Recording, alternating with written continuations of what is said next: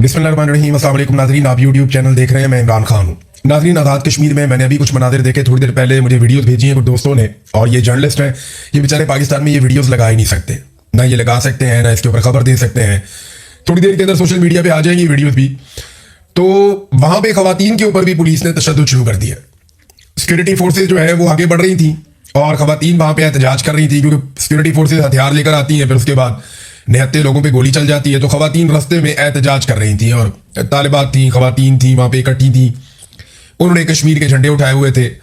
तो ना सिर्फ उन पे तशद्दुद किया गया, उन्हें वहां से भगाया गया, आंसू गैस की उनके ऊपर शेलिंग की गई, बल्कि उनसे झंडे भी छीन लिए गए आज़ाद कश्मीर के। ये बड़ी तकलीफ दे बात है। मैं जब यहाँ पे लंदन में एहतजाज करने गया था ना, तो मुझे कई लोग मिले और उन्होंने कहा यार पहली दफा हमारी खवातीन को घर से बाहर आना पड़ा है, ये रियासत ने हमारे साथ बड़ा जुल्म किया। तो मैंने कहा जी वो अपने हक के लिए एहतजाज के लिए, उन्होंने कहा नहीं हमारी खवातीन, हमारी ये रवायात नहीं, हमारी खवातीन बाहर नहीं आती थी, लेकिन इन्होंने हमें मजबूर किया, खवातीन को मजबूर किया कि उन्हें बाहर आना पड़ा एहतजाज करने के लिए। इतना ज्यादा जुल्म किया जा रहा है। तो ये मनाजिर मैंने खुद देखे अभी। अब मिसाल मलिक साहबा को लाया गया, उनको लाके एक प्रेस कॉन्फ्रेंस करवाई गई, वो कि वो ये बात कर रही थी कि पुरअमन तरीके से बैठकर इस मसले को हल करें। जंगों के बाद भी ये मसले बैठकर ही हल होते हैं, वो ये बात ठीक कर रही थी, गलत नहीं कर रही थी। यही बात मैं पहले दिन से कह रहा हूं, जब खून नहीं बहा था मैं तब भी कह रहा था कि बैठ जाए ना, बैठ के बात करें। कोई ये दुश्मन मुल्क तो नहीं है, पाकिस्तान है, हमारे अपने लोग हैं, हमारी अपनी फोर्सेज हैं, कश्मीरी भी हमारे भाई हैं। तो ये तो नहीं हो सकता कि आप उनको गोली की जुबान में बात करें, जुल्म और जबर का सहारा ले। अब वो कहते हैं 100 से ज्यादा लोग हमारे शहीद हो गए हैं, वो ये भी कहते हैं हमारी लाशें गायब की जा रही हैं। तो मिसाल मलिक साहब आई है और उन्होंने आकर फौज को कहा जी फौज की तो कोई जिम्मेदारी नहीं है सारे मामले में, यानी उन्होंने मिलिट्री को इस सारे मामले में बेगुनाह करार दे दिया और सारा का सारा मलबा उठाकर उन्होंने सियासतदानों में डाल दिया। ये ना पुराना तरीकाकार है। मिलिट्री एस्टेब्लिशमेंट हमेशा जब गंद मारती है ना, तो उसके बाद अपने बंदे लॉन्च करती है जो आकर ये प्रोपेगेंडा करते हैं कि इसके अंदर मिलिट्री का कुछ लेना देना नहीं है, ये तो सियासतदानों की गलती है। आपको याद है पाकिस्तान टूटने पे जनरल बाजवा का स्टेटमेंट? जनरल बाजवा ये कहता था कि वो एक सियासी गलती थी और वो एक सियासी नाकामी थी, फौज का उसमें कोई कसूर नहीं था। हालांकि 90,000 फौजी हमारे हथियार फेंक के वहां पे कैदी बन गए थे। दुनिया की तारीख का सबसे बड़े सरेंडर में से वो सरेंडर था जो पाकिस्तानी फौज ने भारतीय फौज के सामने हथियार फेंके और 90,000 कैदी बन गए। और फिर एक जुल्म सितम की एक दास्तान है जो वहां पे रकम होती है। थोड़ी देर पहले खबरें आ रही थी कि हम फतह कर रहे हैं, बेहतरीन है, जबरदस्त है, शानदार है, सब इकट्ठे खड़े हैं, थोड़ी देर के बाद सरेंडर हो गया। तो एक बहुत बड़ी शर्मिंदगी पाकिस्तान के साथ चलती है। भारत के तमाम जो बड़े बड़े दफातर हैं मिलिट्री के, वहां पे उन्होंने वो तस्वीर लगाई हुई है पाकिस्तान की जानिब से सरेंडर की, और उसको वो एक बहुत बड़ी वॉर ट्रॉफी के तौर पे देखते हैं। अनफॉर्चुनेट है, लेकिन है। तो बातचीत तो आपको करनी पड़ती है, बैठना पड़ेगा, बातचीत करनी पड़ेगी। उस वक्त भी जो है ना वो फौज ये कहती थी भारत को कसूर नहीं था, पॉलिटिकल लोगों का कसूर है। आज भी वो यही कह रहे हैं। देखिए इनकी पॉलिसी गलत है। ये डंडे के जोर से इक्तदार पे कंट्रोल रखना चाहते हैं। देखिए एक पॉलिसी एक दफा काम करे ना तो आप कहते हैं ठीक है हम दूसरी दफा भी उसको अप्लाई करते हैं, दूसरी दफा काम करे तो आप कहते हैं जी हम एक दफा और अप्लाई करते हैं। लेकिन एक पॉलिसी आपकी रोजाना नाकाम हो जाए तो फिर आप दूसरी दफा उसे कैसे इस्तेमाल कर सकते हैं? यही पॉलिसी आपकी बांग्लादेश में नाकाम हुई। क्या वहां पे अमन आ गया? आपने डंडा और गोली चलाई? नहीं आया। आपने बलूचिस्तान में डंडा और गोली चलाई, अमन आ गया? नहीं आया। कराची में आज भी कत्लो गारतगिरी होती है, आपने डंडा और गोली चलाई, अमन नहीं आया। कबायली इलाकों में आपने ऑपरेशन किए, डंडा और गोली चलाई, सब कुछ किया, क्या अमन आया? नहीं आया। भाई जब ये पॉलिसी गलत है तो आप पूरे पाकिस्तान को बदअमनी में क्यों झोंक रहे हैं?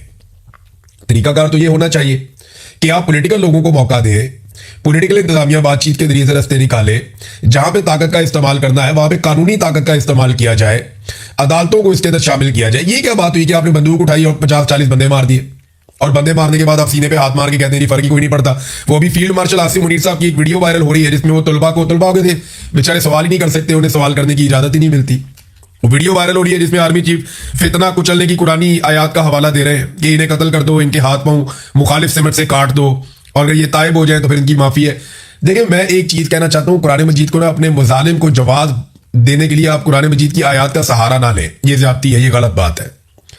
यही आयात मुझे भी सुनाई गई थी जब तशद्दुद कर रहे थे ISI के लोग मेरे ऊपर।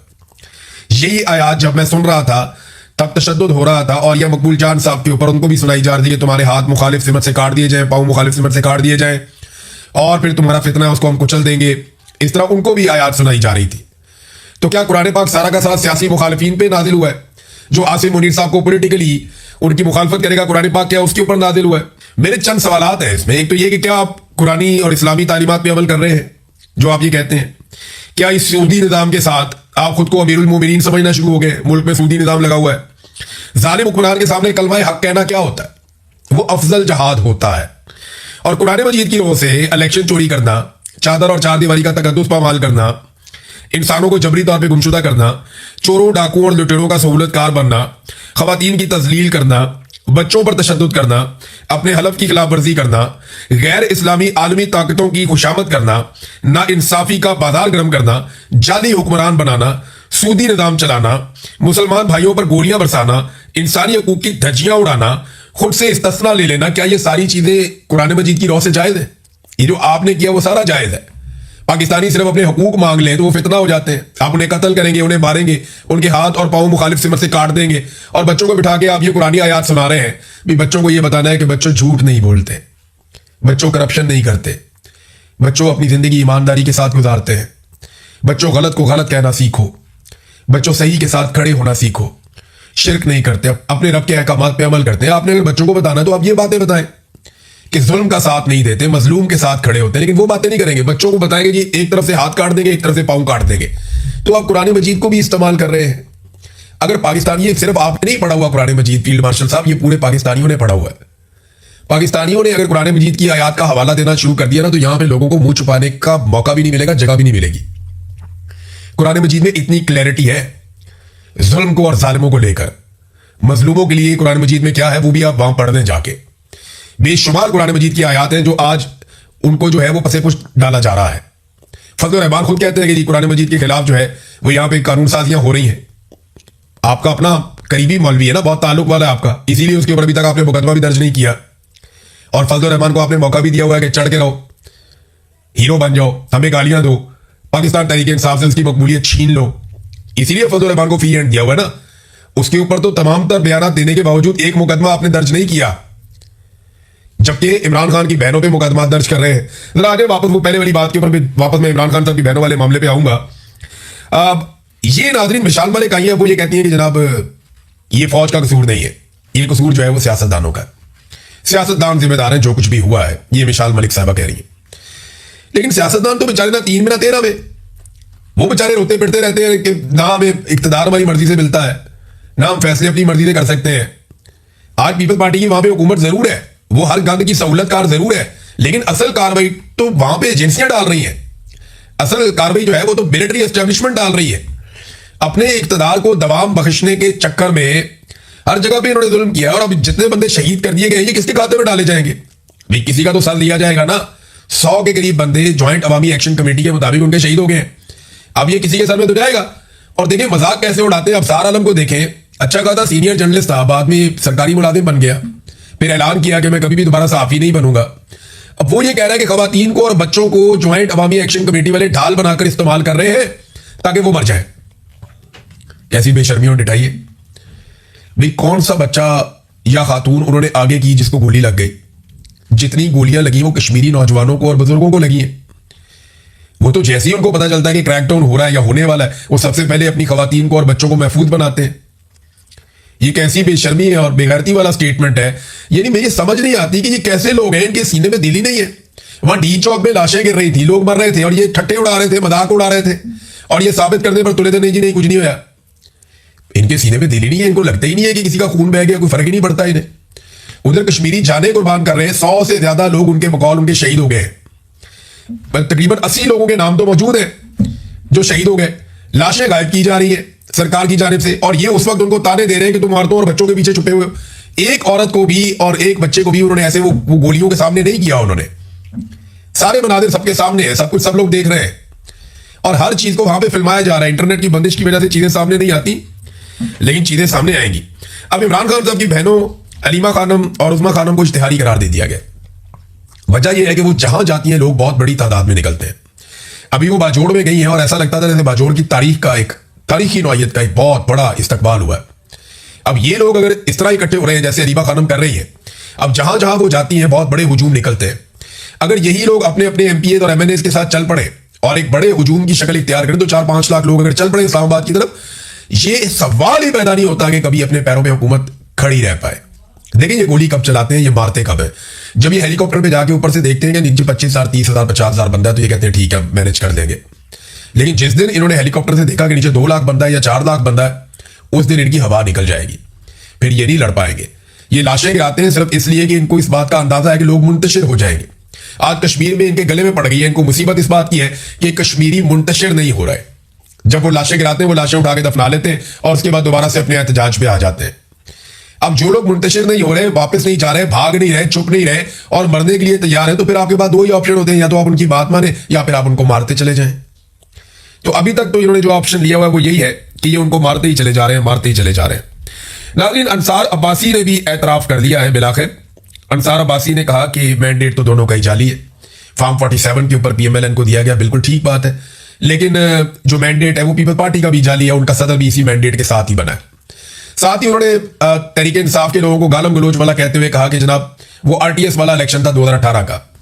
अपने आप को ये तहकीकाती सहाफी कहते हैं, जरा थोड़ी तहकीकात करें और हमें बताएं कि आरटीएस बैठने से पहले किस जमात की सीटें ज्यादा थी और आरटीएस बैठने के बाद किस जमात की सीटें बढ़ गई थी। सिर्फ ये पता कर लें।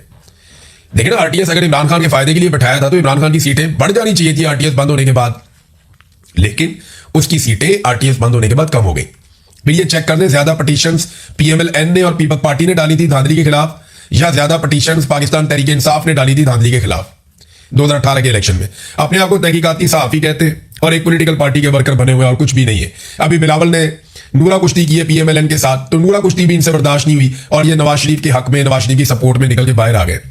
मेरी समझ से बाहर है, इतनी इनकी उम्रें हो गई है, इतना अरसा इनको सहाफत करते हुए हो गया, ये सही को सही और गलत को गलत नहीं कह पाते।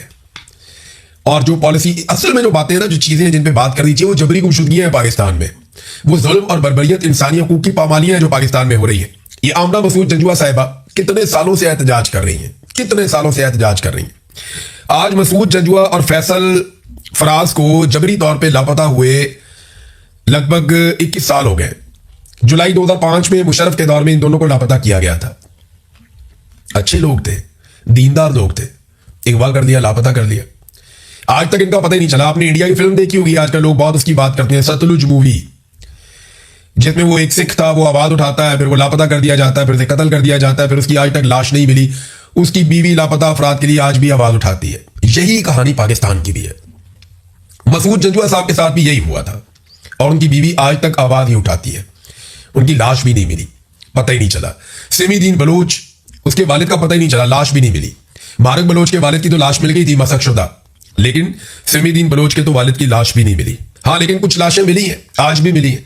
बलूचिस्तान में जिन मजदूरों को अगवा किया गया था, जिनका ताल्लुक पंजाब और खैबर पख्तूनख्वा से था, ये तो बेगुनाह लोग हैं ना, बेचारे अपना काम करने गए हुए हैं और इस भरोसे पर गए हुए कि रियासत उनका तहफ़्फ़ुज़ करेगी, उन्हें भी कत्ल कर दिया गया।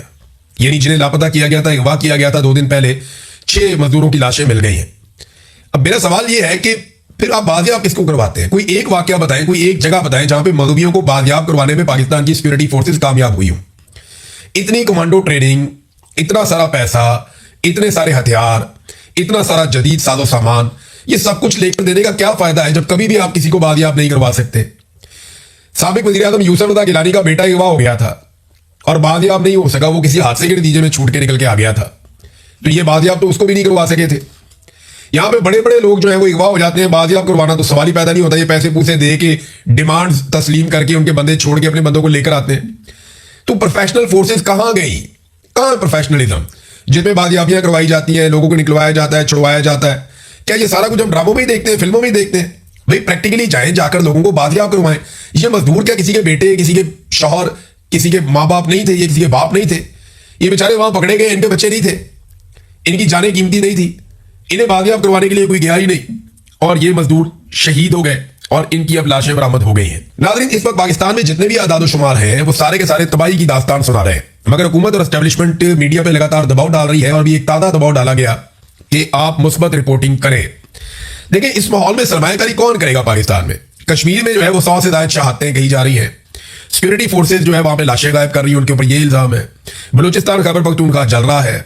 सिंध और पंजाब की बैड गवर्नेंस के खौफनाक मसाइल हैं, जाली हुकूमतें हैं, अदम बर्दाश्त बढ़ गई है, सियासी अदम इस्तेहकाम है, सीसीडी जैसे घिनौने इकदाम लिए जा रहे हैं, गैर मुल्की खवातीन का पाकिस्तान में रेप हो जाता है। ऐसे माहौल में कौन आएगा और आकर पाकिस्तान में सरमायाकारी करेगा? ये सवाल सिर्फ हमारे हुक्मरान अपने आप से पूछ रहे हैं। ये सारा कुछ ठीक हो सकता है, सिर्फ मिलिट्री एस्टेब्लिशमेंट पीछे हट जाए और पाकिस्तान को अवामी मुंतखब नुमाइंदों के हवाले कर दे। फिर आप देखिएगा चीजें कितनी रफ्तार से ठीक होती हैं। आपने 70 साल में 75 साल में जो चीजें बर्बाद की है ना, इंशाल्लाह 15 से 20 साल में पाकिस्तानी इसको बिल्कुल ठीक कर देंगे।